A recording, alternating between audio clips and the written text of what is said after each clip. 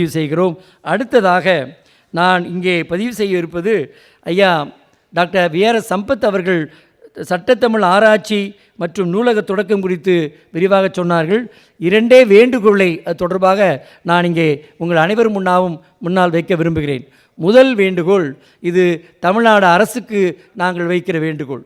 தமிழ்நாடு அரசு இங்கே சட்டத்தமிழ் ஆராய்ச்சி நூலகத்தை தொடங்குவதற்காக முதல்வர் அவர்கள் தன்னை பார்க்க வருகிற பார்வையாளர்கள் வழங்குகிற அந்த நூல்களிலிருந்து சட்டம், அரசியல் என்ற அந்த நூல்களிலே 5000 நூல்களை தந்திருக்கிறார்கள்.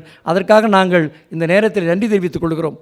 அதே நேரத்தில் சட்ட பல்கலைக்கழகம், டாக்டர் அம்பேத்கர் சட்ட பல்கலைக்கழகத்திற்கென்று தனியாக 25 ஏக்கரில் தரமணியை வந்து அங்கே கல்லூரி, பல்கலைக்கழக இளநிலை, முதுகலை மாணவர்களுக்கான வகுப்பறைகளுக்கான கட்டிடங்கள், அங்கே விடுதிக்கான கட்டிடங்கள், அலுவலக அறைகள், அது மட்டுமல்ல பதிவாளருக்கும் துணைவேந்தருக்குமான அலுவலகம் என்று ஒரு முழுமையான பல்கலைக்கழகம் இயங்குவதற்கு தேவையான அத்தனை அமைப்புகளும் அங்கே இருக்கின்றன.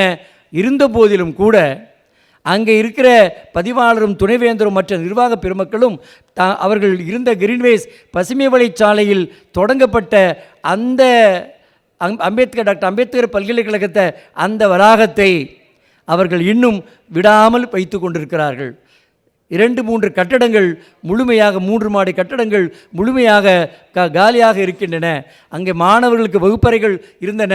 இப்பொழுது அந்த வகுப்பறைகள் எல்லாம் புதிய வளாகத்துக்கு வந்துவிட்டதனால் வகுப்பறைகளில் நடக்கவில்லை.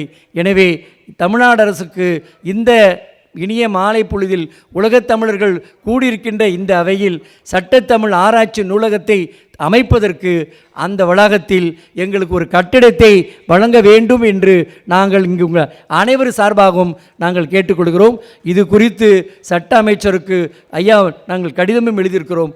அதை இங்கே நாங்கள் வற்புறுத்த விரும்புகிறோம். அடுத்ததாக இந்த சட்ட தமிழ் ஆராய்ச்சி நூலகத்திற்கு இதுவரையில் 10,000 நூல்கள் வந்திருக்கின்றன. மேலும் நூல்கள் எங்களுக்கு தேவைப்படுகின்றன.